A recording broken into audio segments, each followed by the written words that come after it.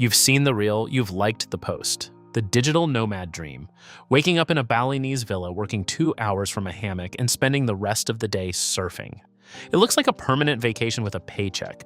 But let's be real, if you actually tried to work from a hammock for a full business day, you'd have a chiropractor on speed dial within a week. Today, we're deconstructing the nomad life. Not to talk you out of it, because, spoiler alert, it's still the best decision you can ever make. But to give you the actual blueprint. This is the expectation versus the reality of being a digital nomad in 2026. The expectation is that you'll work from the beach. The reality is that sand is the natural enemy of high-end electronics. Between the blinding screen glare from the midday sun and the constant fear of a rogue wave or a spilled coconut hitting your equipment, the beach office is mostly a myth. In reality, being a nomad is a daily quest for 3 specific things: strong Wi-Fi, cold AC, and ergonomics. You'll spend your first 3 days in every new city scouting the one. That perfect cafe where the staff don't mind you staying for 4 hours. The chairs don't destroy your spine, and the upload speed is higher than Travis Scott at Coachella. The positive side, however, is that you aren't staring at the same gray cubicle walls. Your office might be a 17th century library in Lisbon 1 month and a high-tech hub in Tokyo the next. That constant change in environment triggers a dopamine hit that makes even your most tedious spreadsheets feel like a new adventure. Then there's the social paradox. The expectation is that you'll have a global tribe of best friends within a week of landing. The reality is that nomad life can be surprisingly quiet. There is a phenomenon we call the hello-goodbye cycle. You meet incredible people, have the deepest conversations of your life over street tacos, and then one of you leaves for a different time zone the next morning. It can be exhausting to constantly introduce yourself. But the positive reality is that because your time is limited, you will no longer have surface-level interactions. You'll learn how to build intimacy fast. You'll find that nomad friends are a different breed. They're ambitious, open-minded, and always down for a 4 a.m. hike to catch the sunrise.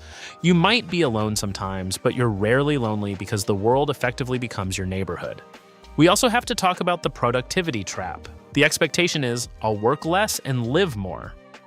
The reality is that you will likely work harder than you ever did in a 9-to-5, especially at the beginning. When your office is also a paradise, the guilt is real. When you're working, you feel like you're wasting the destination. If you're exploring, you feel like you're neglecting your business. Plus, if your clients are in New York and you're in Bangkok, your workday might start at 11 at night. The positive takeaway here is that this life forces you to become a productivity ninja.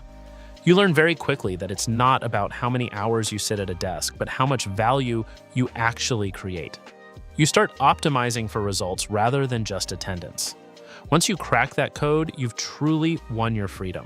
Finally, nobody talks about the boring logistics. The expectation is effortless travel. The reality is trying to find a laundromat in a neighborhood where you don't speak the language, navigating foreign tax laws, and realizing your travel insurance doesn't cover a minor scooter accident. It's not all sunsets. Sometimes it's just trying to figure out why the shower in your Airbnb is making a screaming noise at 2 a.m.